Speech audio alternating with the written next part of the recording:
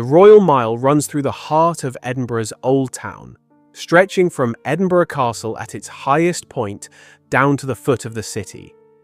In October 1977, it was lined with traditional pubs, wooden stools, stripped floorboards, real ale, the kind of places where you could sit for hours over a pint and nobody would bother you.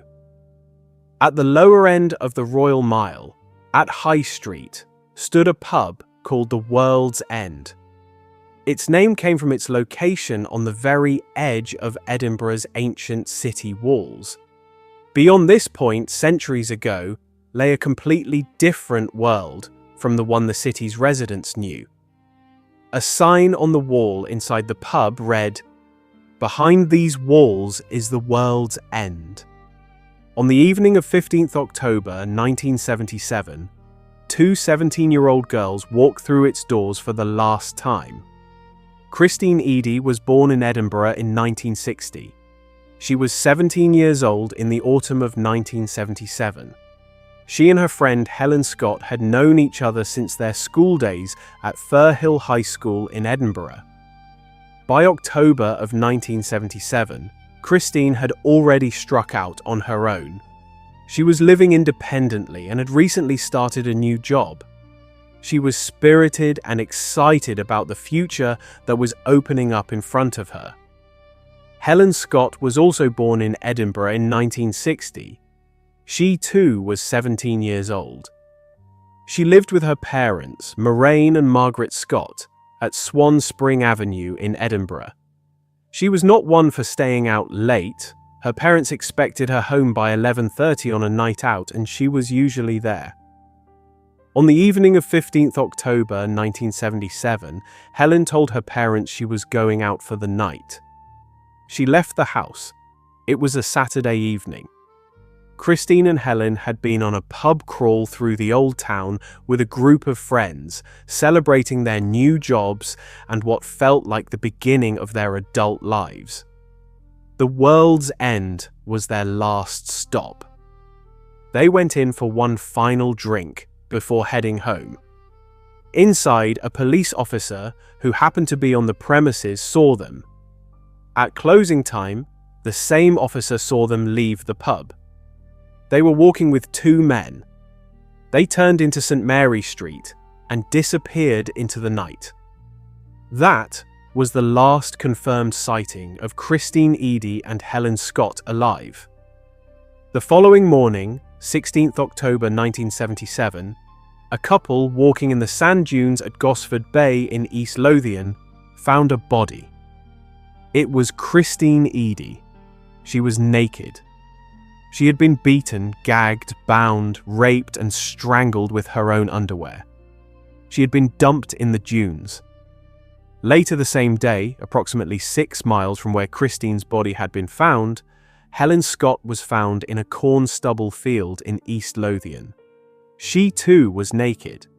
She too had been beaten, gagged, bound, raped, and strangled. She too had been discarded in an open field miles from the city where she had grown up. Both girls had been taken in a vehicle from Edinburgh to East Lothian. They had been tortured and bound. They had begged for their lives. In the words of the prosecutor who would eventually bring their killer to justice, as the girls begged to be freed, they were ended like something that was wiped off a shoe. Lothian and Borders Police launched one of the largest murder investigations Scotland had ever seen. Over 500 suspects were identified. Over 13,000 statements were taken from members of the public. A photo booth picture of the two girls, taken together, smiling, was used in police appeals across the country. But it was 1977. There was no CCTV. There was no DNA database. There were no mobile phones. The investigation had to be built on witness accounts and physical evidence, and it was not enough. Despite everything, the killer was not found. Within a year, the investigation had been scaled back. The case went cold. Helen's mother Margaret carried a photo fit of the suspect in her purse for years. She died in 1989 without ever knowing who had killed her daughter. Her husband Moraine promised her he would keep fighting. He did.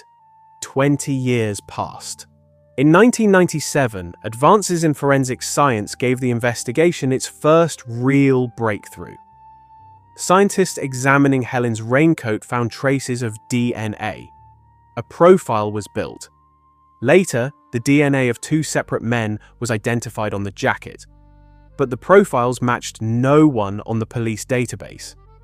The identities of the two men remained unknown. 7 more years passed. In 2004, the DNA database produced a result. The profile matched a man already in prison. His name was Angus Robertson Sinclair. Angus Sinclair was born on June 7, 1945 in Glasgow. His criminal history began early. In 1961, at the age of 16, he lured a 7-year-old girl named Catherine Rehill into his home, where he assaulted her and caused her death. He later claimed it had been an accident. Sinclair pleaded guilty to culpable homicide and was sentenced to 10 years in prison. The judge described him as callous, cunning, and wicked, warning that no young girl would be safe around him. He was released in 1968. He later moved to Edinburgh, where he met a woman named Sarah. They married in 1970. Sarah's brother, Gordon Hamilton, would later become Sinclair's accomplice in what became known as the World's End murders. In October 1977, Sinclair and Hamilton encountered 2 young women, Christine Eadie and Helen Scott, after they had been at the World's End pub. The women entered Sinclair's vehicle and were later taken to a remote area in East Lothian, where they were killed. Their deaths would become one of Scotland's most infamous unsolved cases for decades. After these killings, Sinclair continued to offend. In November 1978, he murdered 17-year-old Mary Gallacher in Glasgow. Between 1978 and 1982, he committed a series of serious offences against young girls. In 1982, he was convicted and sentenced to life imprisonment. Gordon Hamilton, Sinclair's brother-in-law and accomplice in the World's End murders, died in 1996 without ever facing trial for those crimes. In 2004, advances in DNA technology linked Sinclair to the World's End murders. Detectives visited him in prison, and on November 25, 2004, samples were taken for analysis. On March 31, 2005, he was formally arrested and charged. The following day, he appeared at Edinburgh Sheriff Court, accused of the murders of both Christine Eadie and Helen Scott. He made no plea and was remanded in custody. The trial of Angus Sinclair began on August 27, 2007 at the High Court in Edinburgh. The presiding judge was Lord Clark. The prosecution was led by Advocate Depute Alan Mackay, while the defence was led by Edgar Price QC. Sinclair's defence was controversial. He claimed that any involvement he had was limited and attempted to shift responsibility onto Gordon Hamilton, who was no longer alive to respond. The prosecution case ultimately failed to meet the required legal standard. Lord Clark directed the jury to return a not guilty verdict, and the trial collapsed. Helen Scott's father, Moraine Scott, spoke publicly of his devastation. He described hearing the details of his daughter's final moments as unbearable and expressed the depth of his grief and anger. Sinclair was returned to prison to continue serving his existing sentences. At the time, Scots law prevented a retrial after acquittal. The double jeopardy rule meant he could not be tried again for the same crime. However, the collapse of the 2007 trial caused widespread public outrage. After decades of waiting, the case had fallen apart. In response, the Scottish Parliament introduced new legislation allowing retrials in exceptional circumstances. The World's End case became one of the first to fall under this new law. Angus Sinclair was charged again.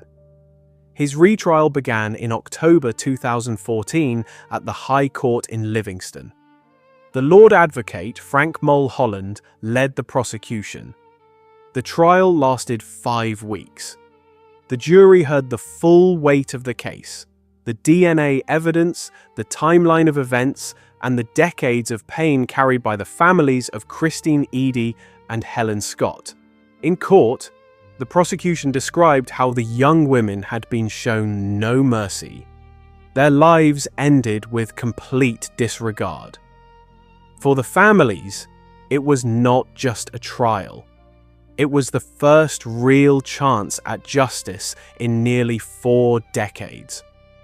On 14th November 2014, the jury deliberated for less than 2.5 hours before returning a unanimous verdict of guilty on all charges: the rape and murder of Christine Eadie and the rape and murder of Helen Scott. Angus Sinclair was sentenced to life imprisonment with a minimum term of 37 years, the longest minimum sentence ever imposed by a Scottish court. At 37 years minimum, he would have been 106 years old before he was eligible for parole. The sentencing judge described him as a dangerous predator capable of sinking to the depths of depravity, and said the words evil and monster were inadequate to describe him. His conviction was the first prosecution under Scotland's new double jeopardy law.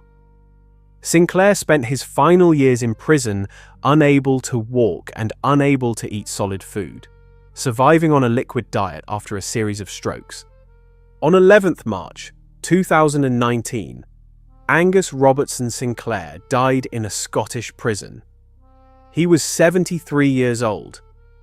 It was the same day that BBC Crime Watch Roadshow broadcast a programme about the murders of Christine Eadie and Helen Scott.